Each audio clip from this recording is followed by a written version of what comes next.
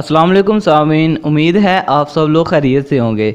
अपनी आज की इस वीडियो में हम बलोच कौम के बारे में तफसीलन बात करेंगे। अगर किसी बंदे ने कुछ खाना पीना है या वाशरूम में जाना है तो वो फारग हो के आ जाए, क्योंकि वीडियो शुरू होने के बाद किसी को भी उठने की इजाज़त नहीं होगी। सामीन मोहतरम, बलोच कौम रुए ज़मीन पर वारद होने वाली कोई नई कौम नहीं, बल्कि आज से सैकड़ों साल पहले भी इनका जिक्र तारीख की किताबों में मिलता है। बलोच अपने रहन सहन, लिबास और तहजीब व सकाफत में भी अपने इर्द गिर्द मौजूद तमाम अक़वाम से बहुत मुख्तलिफ हैं। अस्सलाम वालेकुम सामीन मोहतरम, इंसानी माशरे में अफराद की पहचान हमेशा रंग, नस्ल और इलाके की बिना पर ही की जाती है।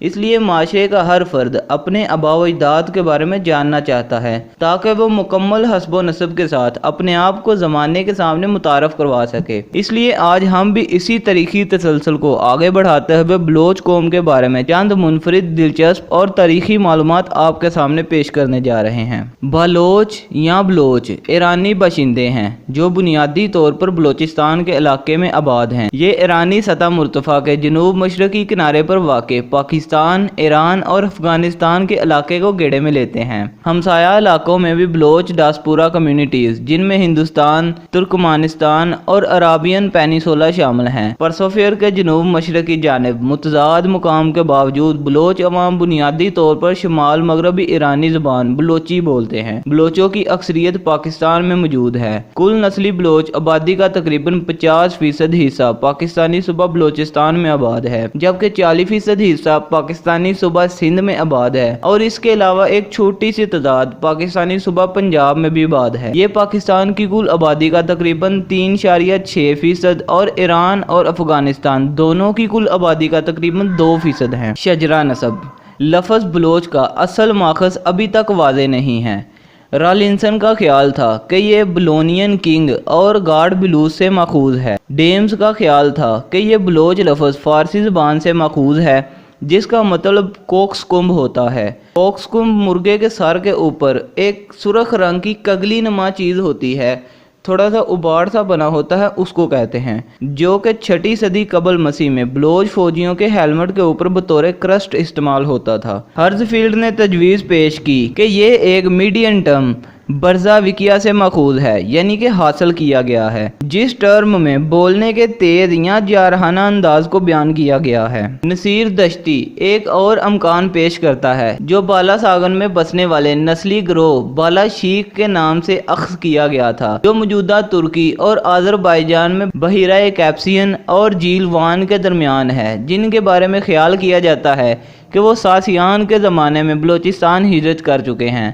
कहा जाता है कि बलोचक और बलोची की जैसे असल नाम की बाकियात अभी भी बलोचिस्तान में नस्ली नाम के तौर पर इस्तेमाल की जाती हैं। कुछ मुसन्निफ़ीन संस्कृत के अल्फाज बाल और ओज से मानी अखज़ करने का मशवरा देते हैं, जहाँ बाल का मतलब ताकत और ओज का मतलब ऊंचा या शानदार है। तारीख़ बलोच अकीदे के मुताबिक इनके आबा व अजदाद हलब से ताल्लुक़ रखते हैं, जो अब शाम है। ये दावा करते हैं कि ये हज़रत मोहम्मद सल्लल्लाहु अलैहि वसल्लम के चचा अमीर हमज़ा की औलाद हैं, जो हलब में आबाद हो गए थे 680 में करबला में, जिसमें अमीर हमज़ा रज़ी अल्लाह तआला अन्हो की औलाद ने हुसैन इब्ने अली रज़ी अल्लाह तआला अन्हो की हमायत की और इनकी तरफ से जंग लड़ी। में यजीद के साथ लड़ाई के बाद अमीर हमज़ा रज़ी अल्लाह तआला अन्हो की औलाद वस्ती कैप्सियन के मशरिक या जनूब मशरिक खित्ते में, ख़ास तौर पर सिस्तान ईरान की तरफ तकरीबन 500 साल तक वहीं रहे, जब तक कि सिस्तान के रहनुमा बदरुद्दीन के खिलाफ धोखादही के बाद मकरान खित्ते में फ़रार हो गए। दयाराम गुडोमल लिखता है कि एक बलोची रवायत कदीम क्रोन वस्ती के करमानियों का महफूज असासा है। करमानियों के नस्ली बलोच होने की हकीकत 16वीं सदी के एक फ़ारसी तारीख़दान मोहम्मद कासम फरिश्ता से भी तस्दीक शुदा है। एक और मोरख अली शेर कीनी, जो कि तोहफ़ातुल करम के मुसन्नफ़ हैं, इन्होंने अपनी तारीख़, जो कि 1974 में में लिखा है, इनका मानना है कि जलाल खान से मोहम्मद इब्ने हुरून की औलाद रिंड कबीला, जिसे मकरानी भी कहा जाता है, सिर्फ वही हज़रत हमज़ा की बराह रास्त औलाद हैं। बलोची ज़बान, जो मगरबी ईरानी ज़बानों में से एक है, के लसानी राब्तों के तजिए की बुनियाद पर बलोची कबाइल का असली इलाका वस्ती कैप्सियन के मशरिक या जनूब मशरिक में था। सासानियान के दौर के आखिर में बलोच मशरिक की तरफ हिजरत करने लगे।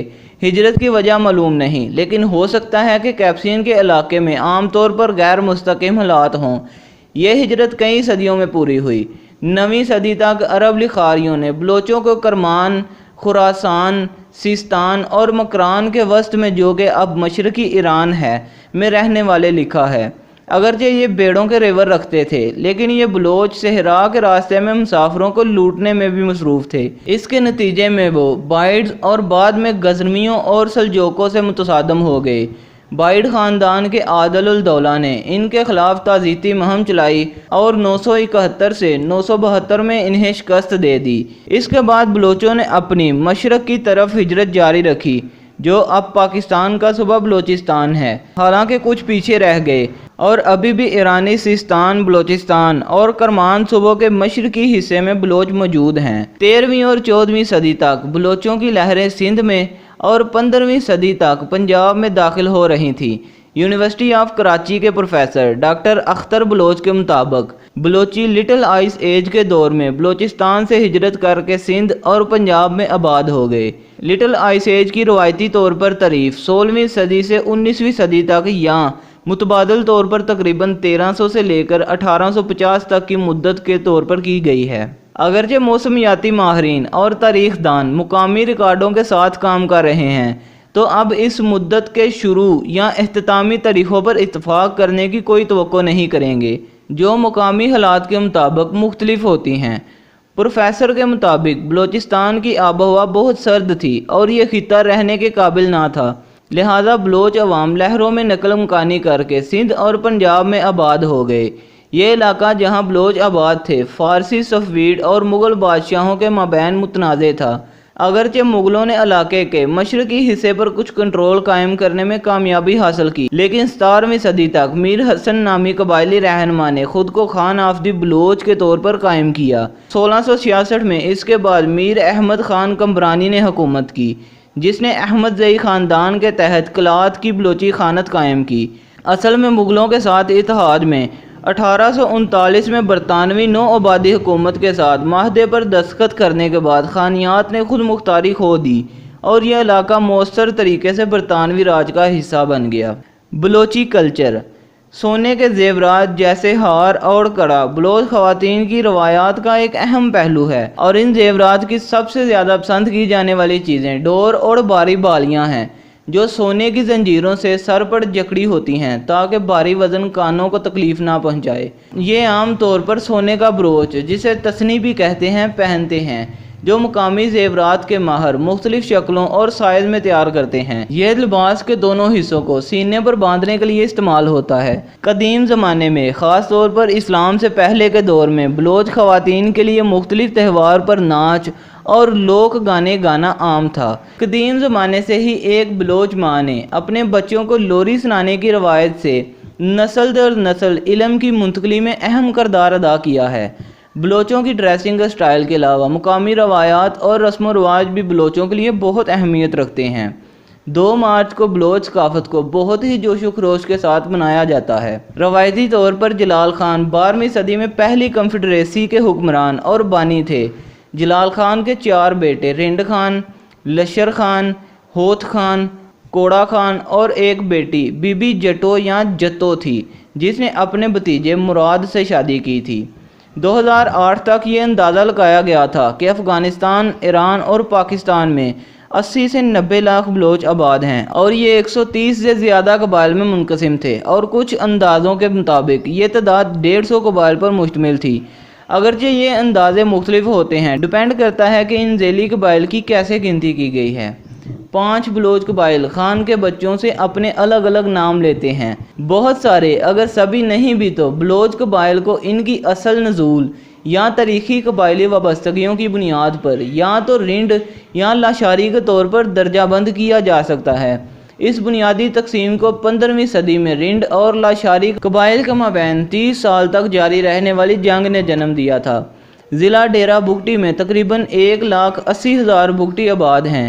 یہ راہیجہ بگٹی، مسہوری بگٹی، کلپر بگٹی، मारहता बुगटी और दीगर ज़ैली कबाइल में तकसीम हैं। नवाब अकबर खान बुगटी ने 2006 में अपनी मौत तक बुगटी का तमंदर की हैसियत से क़यादत की। तमंदर सरदार को कहा जाता है। तलाल अकबर बुगटी 2006 से लेकर 2015 में अपनी मौत तक कबायली रहनुमा और जमहूरी वतन पार्टी के सदर रहे थे।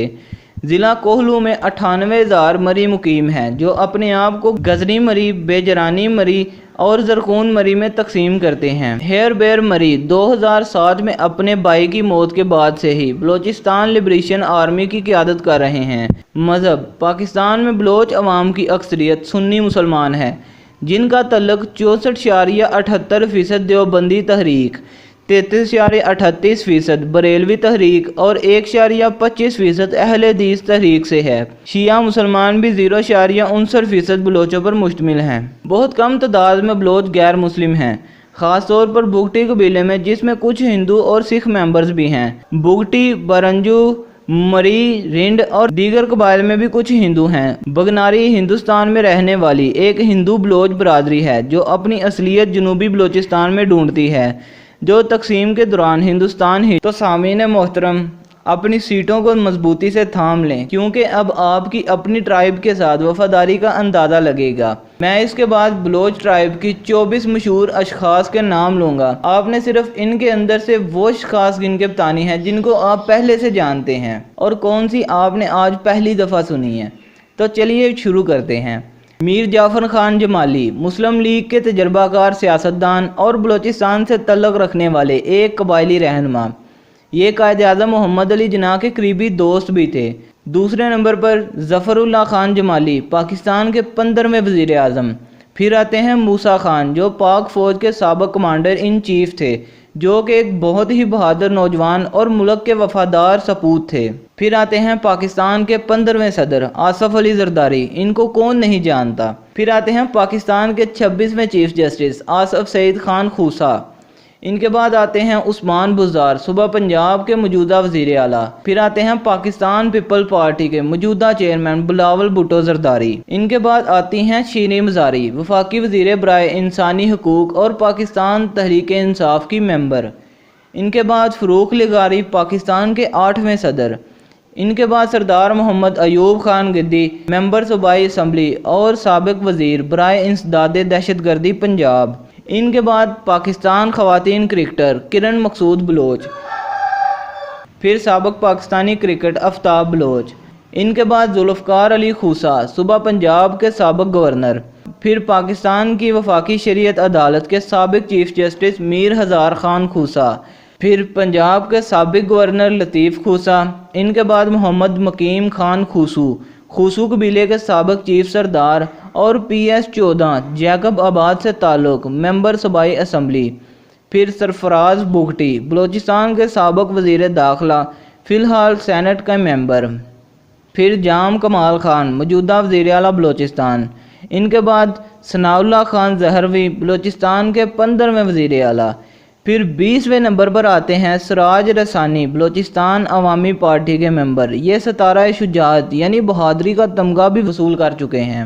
1993 की निगरान हुकूमत में पाकिस्तान के अबूरी वज़ीर आज़म सरदार मीर बालाख शेर मज़ारी। 22वें नंबर पर पाक फ़ौज से रिटायर्ड जनरल अब्दुल कादिर बलोच, मौजूदा पाकिस्तानी सियासतदान। खैर बख्श मरी, पाकिस्तान सूबा बलोचिस्तान से ताल्लुक़ रखने वाले एक बलोच सियासतदान। सबसे आखिर पर मेरी लिस्ट के अंदर आते हैं अकबर बुगटी कबीले के साबिक़ तमंदर और सूबा बलोचिस्तान के वज़ीर ममलकत। ये थे मेरी लिस्ट के चंद मशहूर बलोच अशखास जो कि बलोच ट्राइब से तल्लुक़ रखते हैं। अब आपने मुझे कमेंट सेक्शन में ज़रूर बताना है कि आपकी गिनती के अंदर कितने मशहूर अशखास आए हैं जिनको आप पहले से जानते थे या जिनके बारे में आपने पहले कभी भी सुना हुआ था। मुख्तलिफ मुसन्निफ़ीन ने एक ही चीज़ को मुख्तलिफ अंदाज़ों में लिखा होता है, तो मैं तवक्को करता हूँ कि हो सकता है आपने इसी तरीक़ को किसी और मुसन्निफ़ की ज़ुबान से किसी मुख्तलिफ तरीके से सुना हो। तो मैंने ये सारी जो हिस्ट्री है आपके सामने मुकम्मल सबूतों के साथ रख दी है। अगर आपको इसमें से किसी चीज़ पर कोई भी शक है तो आप गूगल पर सर्च करके इसकी तस्दीक कर सकते हैं। शुक्रिया, अल्लाह हाफिज़। अगर आपको हमारी ये वीडियो पसंद आई तो इस वीडियो को लाइक करें, कमेंट सेक्शन में अपनी मुस्बत राय का इजहार ज़रूर करें, चैनल को सब्सक्राइब करें। अल्लाह हाफिज़।